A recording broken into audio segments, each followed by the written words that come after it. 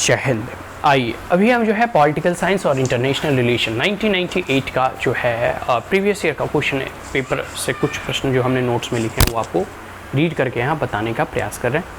और मुख्यतः already 1998 political science civil services UPSC civil services optional subject का जो है हम लोग पेपर 1 ऑलरेडी डिस्कस कर चुके हैं। या पेपर 2 का सेक्शन ए भी जो है प्रीवियस वीडियो में हम लोगों ने डिस्कस कर लिया। ये सेक्शन बी का प्रश्न है, ठीक है। इसके अंतर्गत भी 4 प्रश्न हैं, क्वेश्चन नंबर 1, 2, 3 एंड 4। और क्वेश्चन नंबर 1 जो हम अभी पढ़ने जा रहे हैं, ठीक है, उसके अंतर्गत जो है 4 जो है प्रश्न है ए, बी, एन, सी, एन, टी। तो इन 4 प्रश्नों में जो है मुख्यतः हमें आप देखोगे तो ए, बी, सी, एन, डी के अंतर्गत हमें 200 शब्दों की शब्द सीमा में इस प्रश्नों के उत्तर लिखने हैं। और ए, बी, एन, सी, एन, डी में 4 में से 3 ही प्रश्नों के उत्तर लिखने हैं, ठीक है। तो क्वेश्चन नंबर 1 पढ़ते हैं। Comment on any 3 of the following in 200 words each, ठीक है। 3 ही प्रश्न के उत्तर देने हैं इसमें। Question number 1 A, use of nuclear energy. अब स्वाभाविक सी बात है कि न्यूक्लियर जो है सिर्फ परमाणु बम ही बनाने के काम में नहीं, बल्कि यह एक ऊर्जा का स्रोत भी है। तो न्यूक्लियर थर्मल पावर प्लांट वगैरह आप लोग जानते ही होंगे, न्यूक्लियर पावर प्लांट वगैरह जिससे एनर्जी और इलेक्ट्रिसिटी जनरेट होती है।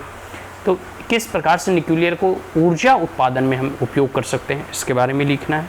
क्वेश्चन नंबर 1 भी है कि पैलेस्टीन इजराइल कॉन्फ्लिक्ट, बहुत ही हमेशा ये करंट अफेयर ओरिएंटेड क्वेश्चन है, करंट अफेयर में रहता है ये, ठीक है। Palestine Israel conflict in the present context. देखिए क्वेश्चन 1998 का है, लेकिन इस वर्तमान परिप्रेक्ष्य में आप इसका उत्तर लिखें तो बेहतर होगा। और सभी उत्तरों को जब सभी आप क्वेश्चन को प्रैक्टिस करोगे तो प्रेजेंट कंटेक्स्ट में ही उसका जो है आंसर राइटिंग करें।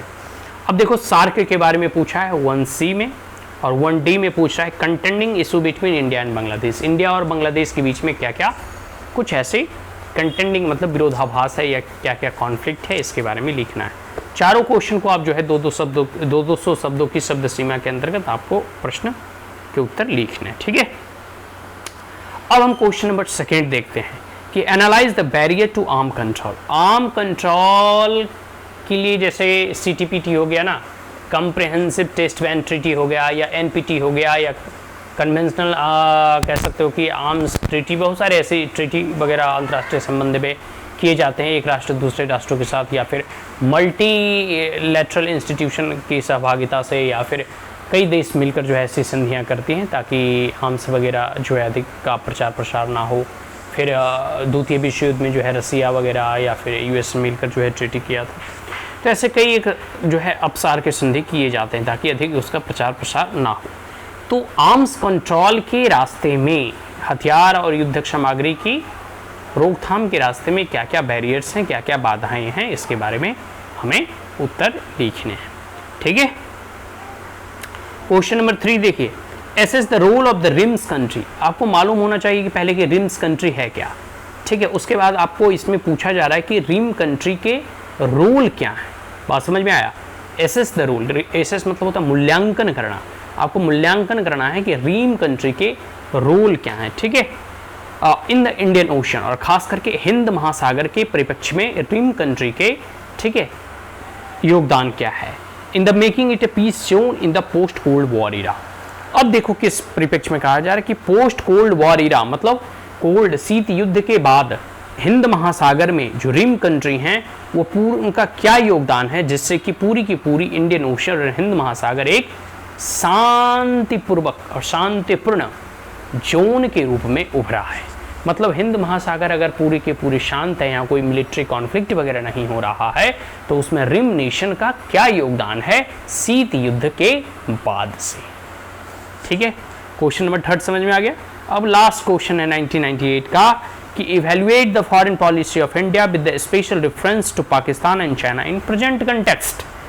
वर्तमान परिप्रेक्ष्य में आप भारत की विदेश नीति का निर्धारण करें या भारत की विदेश नीति के बारे में उल्लेख करें, किस कंटेक्स्ट में? पाकिस्तान और चाइना के कंटेक्स्ट में। अब एक समय था कि पाकिस्तान का पापा अमेरिका हुआ करता था, अभी उन्होंने नया पापा ढूंढा है चाइना। तो पाकिस्तान और चाइना का नेक्सस है और दोनों भारत का दुश्मन है, ठीक है। कौटिल्य का भी सिद्धांत है कि दुश्मन का दुश्मन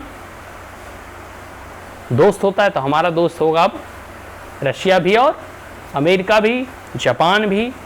लेकिन दुश्मन का दोस्त दुश्मन होता है, और दो मतलब कह सकते हो कि जो हमारा दो दुश्मन है जितने भी हमारे देश दुश्मन हैं वो सब आपस में मित्र होंगे।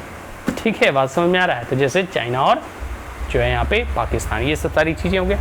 तो आप देखोगे तो हमारे एक जनरल रावत हुए हैं, ठीक है, सेनाध्यक्ष, उन्होंने कहा था कि इंडिया जो है सक्षम है 2.5 फ्रंट वार के लिए।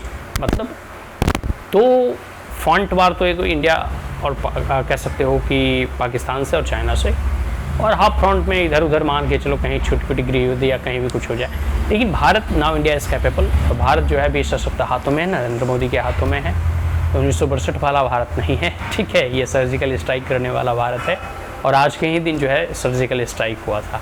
तो एक अच्छी चीज़ है, कह सकते हो कि।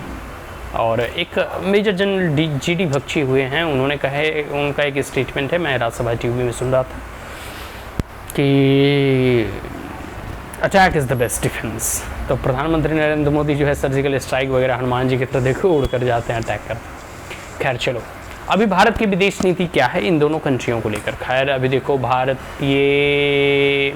में जो है अभी वर्ल्ड कप चल रहा है और पाकिस्तानी टीम अभी भारत आई हुई है, ठीक है।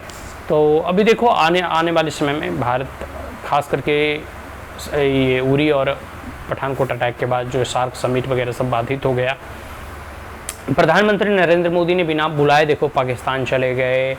फिर 2014 में शपथ लिया था तो पूरे के पूरे कह सकते हो कि सार्क नेशन के राष्ट्राध्यक्ष को इनवाइट किया था। तो प्रधानमंत्री मोदी ने प्रयास किया रिश्ते सुधरें, लेकिन पाकिस्तान वो कुत्ते की पूंछ है जो कभी सुधरने वाला है नहीं। खैर आप अपने जो है स्टाइल में आंसर लिखना, मेरे शब्दों को वहाँ उल्लेखित मत कर देना, अन्यथा अर्थ का अनर्थ हो जाएगा।